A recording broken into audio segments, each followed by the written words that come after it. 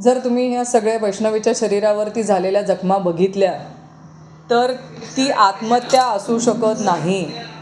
ती हत्येकडेच संशयाची सुई नेते. कारण तिला प्रचंड मारहाण झालेली आहे. तिचा मृत्यू होण्याच्या आधी तिच्या शरीरावरती रॉडच्या खुणा दिसत आहेत, मारहाणीच्या खुणा दिसत आहेत आणि तिला ज्या तऱ्हेने त्रास दिला गेला असेल आणि त्यापर्यंत नंतर तिला फासावर लटकवलं गेलं आहे का असं सगळं म्हणजे प्रथमदर्शनी आपण जर फोटो बघितले, ती रिपोर्ट बघितली तर त्याच्यावरून आपल्याला दिसतं आहे. त्याच तऱ्हेने चौकशी व्हावी ही आमची मागणी आहे. कारण ही आत्महत्या असू शकत नाही हा सगळ्यांनाच संशय आहे. आत्महत्या मला सांगा 9 महिन्याचं बाळ आहे त्या वैष्णवीचं. कुठलीही आई 9 महिन्याचं बाळ असताना आत्महत्या करू शकते का हा माझ्या महाराष्ट्रातल्या प्रत्येक माता भगिनीला प्रश्न आहे.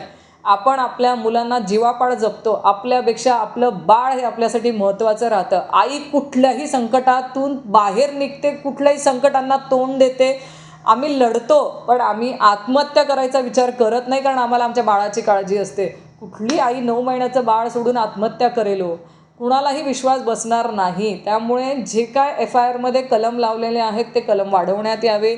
त्यामध्ये कठोरातले कठोर कलम लावून ही आत्महत्या नाही, ही हत्याचे आणि हत्येच्याच दिशेने सरकारने आणि पोलीस यंत्रणेने चौकशी करणं गरजेचं आहे. तेव्हाच वैष्णवीला न्याय मिळेल ही आमची मागणी आहे.